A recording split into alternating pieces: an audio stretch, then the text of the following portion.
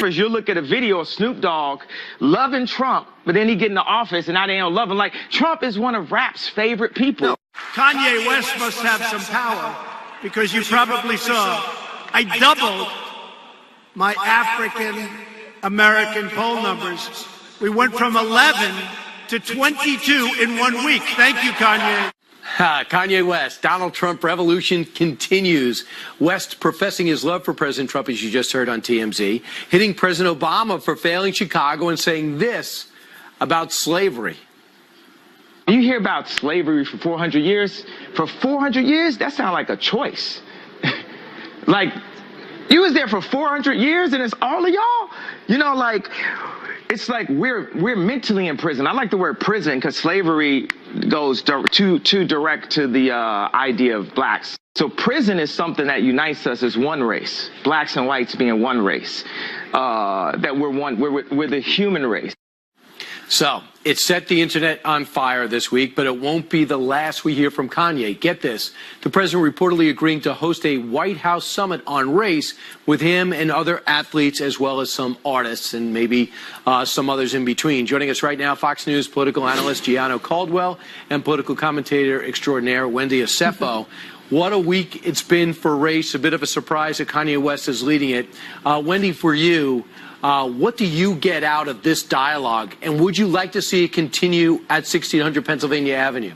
Well, I think that the dialogue that Kanye West is perpetuating is very, very dangerous, and we have to underscore that. For him to sit here and say slavery was a choice is one that just negates all of history and all of the evidence of history. Slavery was not a choice, and if he's talking about mental slavery, then there are individuals, if you look at history, like Nat Turner, like Harriet Tubman, who rebelled against slavery. So he has no foundational basis for this argument. Furthermore, if we're going to have a summit about race at 1600 Pennsylvania Avenue, that'll be a great thing. But for the life of me, I do not understand why every time we come to issues affecting black and brown people, we bring together athletes, we bring together artists. Why is it that we do not bring together scholars who are known in this field, whether it's Dr. Michael Eric Dyson, Dr. Greg Hart, Dr. Imani Perry, Dr. Mark Lamont Hill? There are individuals who have studied race, who have studied politics. We are not minstrel shows, and we should not be represented by individuals who are not versed in this space. Great point. And if it's athletes and artists, it's a virtual waste of time.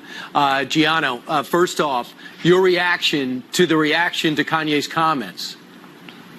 Well, of course, I agree with Wendy. Slavery was not a choice, and I can also speak to the individuals who did make choices to free themselves. We talk about the 250 rebellions that took place, including Nat Turner, including Harriet Tubman, who led free over 1,000 slaves, and those that freed themselves from many plantations across the country. So I get that. What I can say in terms of this imprisonment that Kanye talked about in terms of mentally, there are a lot of people who are mentally imprisoned. We live in a blaming generation right now where people are quick to blame history as to why they're not succeeding. And I think that's problematic on many levels. I think at the end of the day, we do live in a country where we can create our own opportunities and do well. Now, that doesn't excuse any systems of institutional racism that seeks to hold us back. I get that. But that's not going to prevent people like Dr. Wendy Osefo from succeeding, who is an immigrant, who works as a professor at one of the leading institutions, who sits on Fox News Channel on air, the #1 cable news network in the country, almost every night. Or myself, who was born into poverty, whose mom was addicted to crack cocaine. But yet and still, here I am having this conversation with you two very distinguished individuals. So I think at the end of the day that we take this into our own hands. Nothing and no one can stop you but yourself. Wendy, I think Gianno, you put a strong argument using both your backgrounds is, hey, we're not saying the playing field was equal. We're not saying that we're proud of what happened 150 years ago. But having said that, this is the playing field, and let's be successful. Don't use it as an excuse. How can you say that, Wendy, and not be racially insensitive? Well, you can say that by also knowing the policies that make it so that there's hurdles, that even though we are 150 years removed from slavery, there are still issues that plague people in communities of color, and communities that have low socioeconomic backgrounds. I quote the great Dr. Martin Luther King that says we have this notion in our country that individuals should pull themselves up from their bootstraps, but these individuals do not have any boots. So we have to make sure that we are looking at things in context and not saying everyone should rise to the playing field, but we have policies that make because so certain people are not able to. And that's Right. really important. Excellent. So let me first off, what do you think? Gianno, first you. Should this be televised? I think it's an element of it should be televised. I reached out to Pastor Daryl Scott. I actually had a conversation with him a couple of days ago talking about the summit and my involvement with it personally. This is something that I've been calling for a very long time. Wendy and I had said on television when we talked about Charlottesville and had that very emotional segment where I called for a summit on race. I think this is something that needed to be done a very long time ago, but now there's voices that are coming to the table. Wendy had a very good point. You need to bring all voices to the table, whether we agree or not, because at this point we spend a lot of time talking past each other versus talking with each other. And although people don't like the president, and some rightfully so, they may not like what he says or does, and we get that. But at this particular point in our country, we really need to have a serious conversation on race and how can we better move together and work together. And I think that's why the Kanye West dynamic is so powerful. Although I may not agree with everything he says, he has at least opened up a conversation where people, especially in the celebrity caliber, aren't just shooting him down. They're saying, okay, we may disagree with them, but we're listening. Wendy, and finally, just who do you want to make sure is there? I want you there. Gianno, I want you there. Wendy, who do you want to bring with you? I want to make sure, absolutely, myself and Gianno are going to be there. I want to bring Dr. Mark Lamont Hill to the conversation. I want to bring Dr. Greg Hart to the conversation. I want to bring Dr. Michelle Alexander to the conversation. I want to make sure that scholars about race, about policies are at the table. I think that's great, and it's a great idea, as long as everyone says, I will listen, not just talk. Yeah. If people will listen and make it just phase one of a series of conferences and keep politics out of it. Rapper Kanye West did something kind of amazing on Twitter today and articulated or appeared to articulate his support for President Trump. One of his tweets read, and he's still tweeting right now, but one read this way: "You don't have to agree with Trump, but the mob cannot make me not love him. We are both dragon energy. He is my brother. I love everyone. I don't agree with everything anyone does. That's what makes us individuals, and we have a right to independent thought." Well, the president responded to this by tweeting, "Thank you, Kanye, very cool." After the tweets, West's Twitter following, which was enormous, plunged, I think this is right, by more than 9 million followers.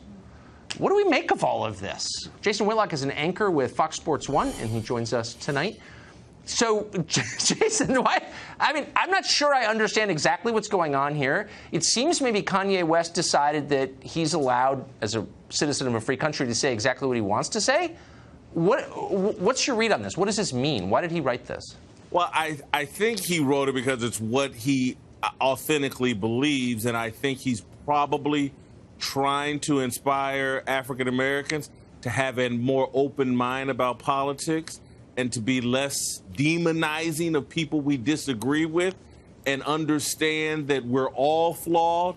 Our president is flawed, but that doesn't mean it's an effective strategy to write that person off or to write that side of politics off. And so I just think Kanye's being true to himself and trying to open African Americans' mind that in all things, competition is good.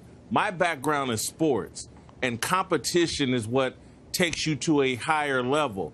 There's no competition for the black vote right now, right. And there has been none for 50 or 60 years.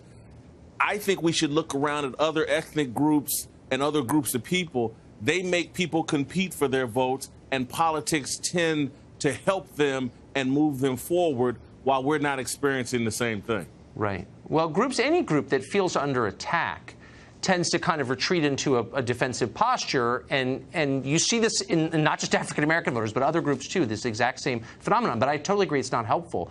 What's the risk that he runs in saying this? It seems like kind of, even for a famous guy like Kanye West, it seems like kind of a fraught position to take. I mean, is he not going to be punished for this? Can you say this? He's certainly going to be punished over social media, and it does not surprise me that he's lost a bunch of Twitter followers or IG followers or social media followers, because much of social media is rigged to support far left-wing thought. And if you stray, particularly as an African American, from the talking points that the left-wing, far left-wing side wants you to, they're going to extract a penalty for you having thoughts that they haven't approved. Again, Kanye's a free thinker. He always has been. His music has always been open to a lot of different interpretation and just ideas. I think he's just being consistent and true to himself and, again, trying to inspire people. So really quickly, we're hearing from Twitter that he actually didn't lose 9 million followers with some glitch. Apparently, I don't understand it. But quickly, you're hearing people say, well, he must have a mental illness. What do you think of that explanation? I think it's ridiculous, and I think it again goes to us as African Americans, and social media has so convinced us that liberal means pro-black and conservative means anti-black, that's how we interpret things. Oh my God, Kanye has said things that are conservative or any conservative values. He expressed support for Candace Owens over social media, and we've been trained to anything conservative, that means anti-black. And again, if we just looked critically and really understood our history, that's just not the case. A lot of our values are conservative.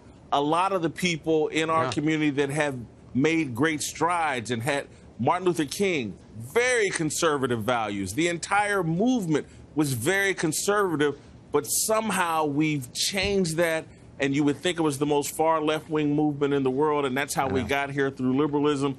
And again, I'm not a political partisan. I don't participate in politics. I'm a journalist and I'm an observer. Observing us, speaking as a journalist, not as an African American, our strategy is flawed by just giving away our allegiance to one side. And I think Kanye, out of concern for African Americans, is trying to say this is a flawed strategy that is actually making us go backwards rather than forward. Pretty bold move, I would say. Jason, thank you.